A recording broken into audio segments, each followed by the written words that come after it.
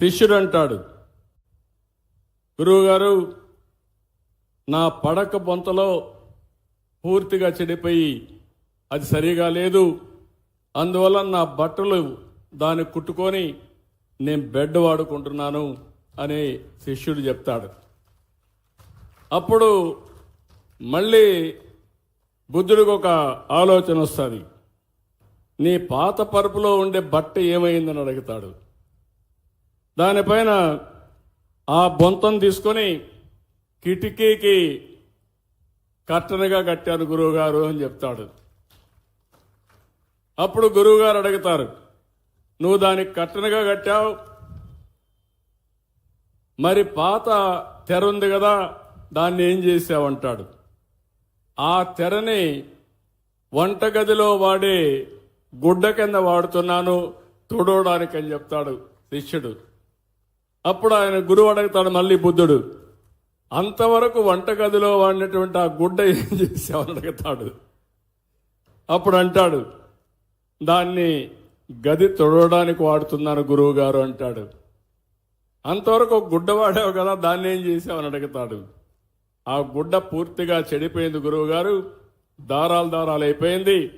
అది తీసుకొచ్చి మన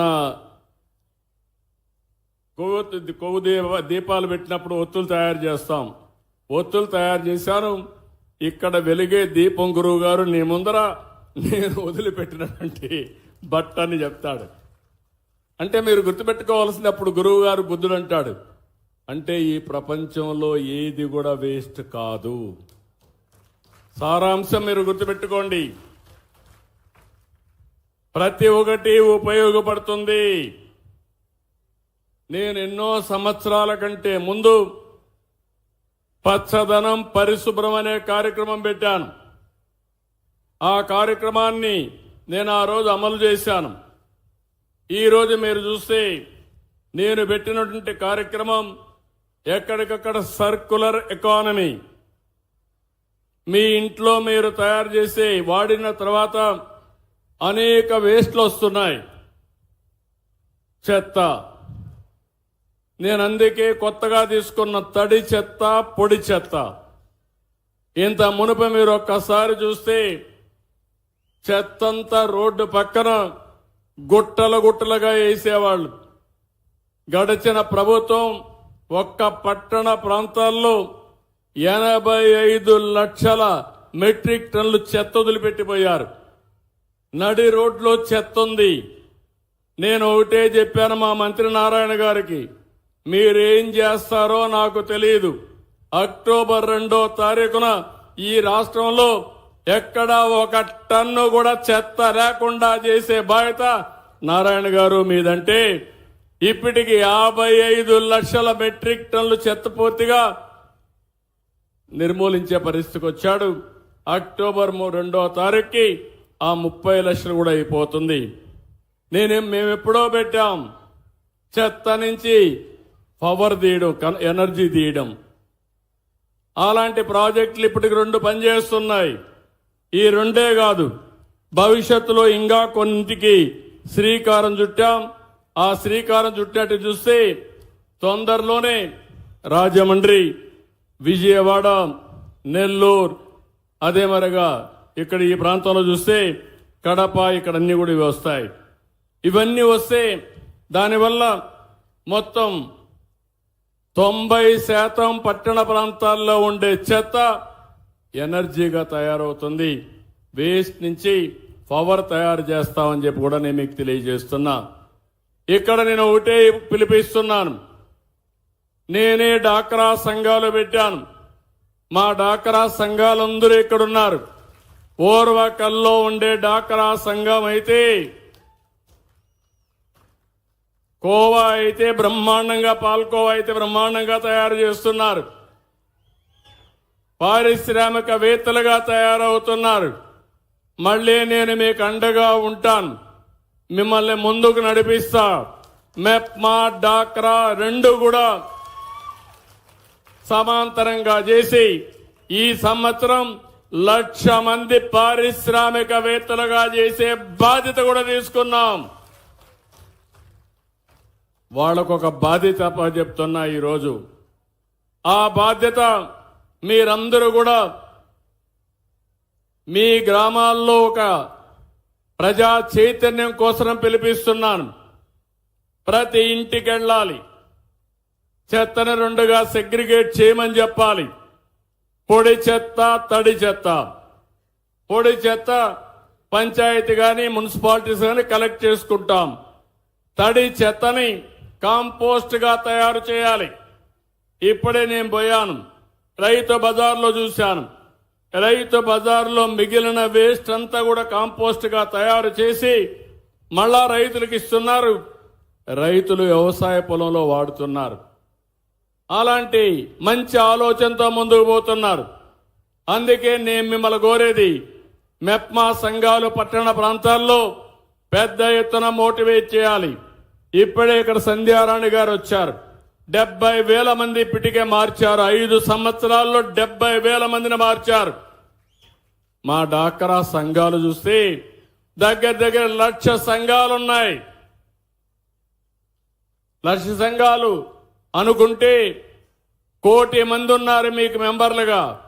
ఈ 1,00,00,000 మంది అనుకుంటే మీరు అమలు చేసి మీ ఇంటి పక్కోళ్ళని మీరు అమలు చేయించగలిగితే ఇది ఒక ఉద్యమంగా తయారవుతుంది, ప్రపంచానికి ఆదర్శం అవుతుందని చెప్పి తెలియజేస్తున్నా. డాక్రా సంఘాలు ఎప్పుడు కూడా స్ఫూర్తిదాయకంగా ఉంటాయి. ఇప్పుడే కాదు, చాలా మంది ఒకప్పుడు ఎగతాళి చేశారు నన్ను. ఈ డాక్రా సంఘాల వల్ల ఏమవుతుందన్నారు. నేను చెప్పా, ఏం చేస్తారో చూస్తారన్నా. ఈరోజు డాక్రా సంఘాలంటే రాజకీయ నాయకులకి భయం, గ్రామస్తుల్లో గౌరవం, అధికార యంత్రాంగానికి కూడా ఏ పని కావాలనే మీరే గుర్తొచ్చే పరిస్థితి వస్తారు. అది డాక్రా మెప్మా సంఘాల సత్తా అని మరొకసారి మీ అందరికీ విజ్ఞప్తి చేస్తున్నా.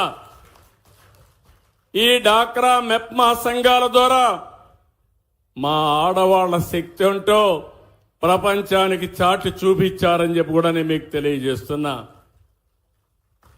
ఇక్కడే మీరు చూశారు, ఒక పక్క ఎంపీ ఎమ్మెల్యే 2 ఆడబిడ్డలే. అది తెలుగుదేశం పార్టీ మహిళలను ప్రోత్సహించే విధానం. అందుకనే గ్రామీణ ప్రాంతాల్లో చెత్త నుంచి కాంపోస్ట్ తయారు చేయడానికి కేంద్రాలు కూడా ఏర్పాటు చేశాం. నేను ఇక్కడ మీకే ఆ బాధ్యత అప్పచెబుతున్నాను. చెత్త అంతా తీసుకుని కాంపోస్ట్ గా కన్వర్ట్ చేసి రైతులకు ఎరువుగా ఇవ్వాల్సిన బాధ్యత డాక్రా సంఘాలపైన ఉంది. ఈ పని మీరు చేయండి, మీకు ఆదాయాన్ని ఇచ్చే బాధ్యత నేను తీసుకుంటానని మా డాక్రా సంఘాలకు హామీ ఇస్తున్నా. అక్కడి నుంచి రాష్ట్రంలో ఒక 75 సెంటర్లు పెడతాం. ఏదైతే తడి చెత్త అంతా కూడా కాంపోస్ట్ గా తయారు చేసి పొడి చెత్త ఉంటుంది, అందులో సెల్ ఫోన్లు చెత్త ఉంటుంది, ప్లాస్టిక్ ఉంటుంది, గ్లాస్ ఉంటుంది, పేపర్లు ఉంటాయి, రకరకాలుగా వస్తువులుంటాయి. అవన్నీ కలెక్ట్ చేసి మళ్ళీ రీసైక్లింగ్ పంపిస్తాం, ఫ్యాక్టరీలకు పంపిస్తాం. దానివల్ల మళ్ళా ఫ్యాక్టరీల్లో కొత్తగా ఇనుము తయారు చేయకుండా ఇనుపు వస్తువులు తయారు చేస్తారు. సెల్ ఫోన్లు ఇవన్నీ మెల్ట్ చేసి సెల్ ఫోన్లో వాడతారు. ఇంకో పక్క పేపర్లన్నీ వాడి మళ్ళా పేపర్లు తయారు చేస్తారు. ప్లాస్టిక్ అంతా ఇచ్చేసి మళ్ళా ప్లాస్టిక్ తయారు చేస్తారు. అనేక వస్తువులు తయారు చేసే పరిస్థితి వస్తుందని చెప్పి కూడా నేను మీకు తెలియజేస్తున్నా. ఒక ఉద్యమ స్ఫూర్తితో తీసుకున్నాను. నేను మొన్న కూడా ఒకసారి మీటింగ్ పెట్టుకొని రివ్యూ చేశాను. దీనికి ఒక ఆర్గనైజేషన్ చార్ట్ కూడా ఇచ్చాను. తొందరలో ఇచ్చేయగలిగితే రాష్ట్రంలో ఒకటే చెప్తున్నా, జపాన్లో నేను చూశాను, రోడ్డు మీద ఎక్కడ కాగితాలు కనపడవు, ఆ పేపర్లు తీసే మనుషులు కనపడరు. వాళ్ళలో ఒక సంస్కృతి వచ్చింది. ఎవరన్నా చెత్త వేయాలంటే వాళ్ళకు నామోషి. అందుకే ఎక్కడా రోడ్డు మీద వేయరు. ఇంకా ఒక విషయం చెప్పాలంటే సామాజిక బాధ్యత. రోడ్డు మీద పేపర్ ఉంటే ఆ పేపర్ తీసుకొని పర్సులో పెట్టుకొని ఇంటికి పోయి డస్ట్బిన్లో వేసే సంస్కృతి అని చెప్పి కూడా నేను మీకు తెలియజేస్తున్నా. అంటే మనం చేయలేమా అని అడుగుతున్నా. మనకు అలాంటి సామాజిక బాధ్యత లేదా అని అడుగుతున్నా. ఉంది. అది మీరు చేయగలిగితే ఇది సాధ్యమని చెప్పి కూడా నేను మీకు తెలియజేస్తున్నా. 2 నెలల్లోనే సర్క్యులర్ ఎకానమీ కింద కొత్త పాలసీ తీసుకొస్తాం. దాన్ని కూడా అమలు చేస్తామని చెప్పి కూడా నేను మీకు తెలియజేస్తున్నా. ఇది కాకుండా ఈరోజు పల్లెల్లో పల్లె పుష్కరణ అనే కార్యక్రమం తీసుకొని చెరువులన్నీ కూడా పరిశుభ్రం చేసే కార్యక్రమం తీసుకుంటున్నాం. ప్రతి గ్రామంలో చెరువులు ఉన్నాయి. మన పూర్వీకులు కట్టారు. ఇది మన నాగరికతకు చిహ్నం. అలాంటి పుష్కరణలన్నీ మళ్లీ క్లీన్ చేసి పరిశుభ్రమైన చెరువులుగా తయారు చేసుకుని ఆ చెరువు చుట్టూరుగాని నడవడానికి వాకింగ్ పాత్ తీసుకుంటే బ్రహ్మాండంగా వచ్చే పరిస్థితి వస్తుంది. అది కూడా తయారు చేస్తామని చెప్పి కూడా నేను మీకు తెలియజేస్తున్నా. ఈరోజు మీరు ఒకసారి చూస్తే 123 మున్సిపాలిటీల్లో మెటీరియల్ రికవరీ ఫెసిలిటీ కూడా పెట్టారు. అలాంటి కార్యక్రమాలతో ముందుకు పోతున్నాం. ఇప్పటికే అనంతపూర్, సత్యసాయి జిల్లాలు ODF ప్లస్ గా వచ్చాయి. ఇంకో పక్క 15,995 గ్రామాలని ODF ప్లస్ గా చేయాలని చెప్పి అనుకున్నాం. ఇప్పటికే 6,258 ODF ప్లస్ గా చేశాం.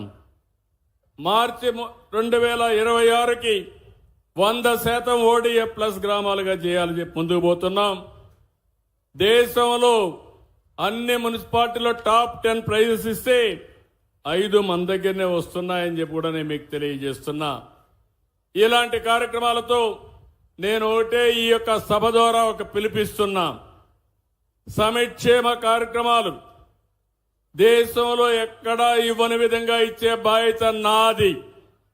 మీ అందరు చూడండి, ఈరోజు 4,000, 6,000, 10,000, 15,000 రూపాయలు పింఛనిచ్చే ఏకైక ప్రభుత్వం భారతదేశంలో ఎన్డీఏ ప్రభుత్వం. 33,000 కోట్ల రూపాయలు మీ అకౌంట్లో వేస్తున్నా.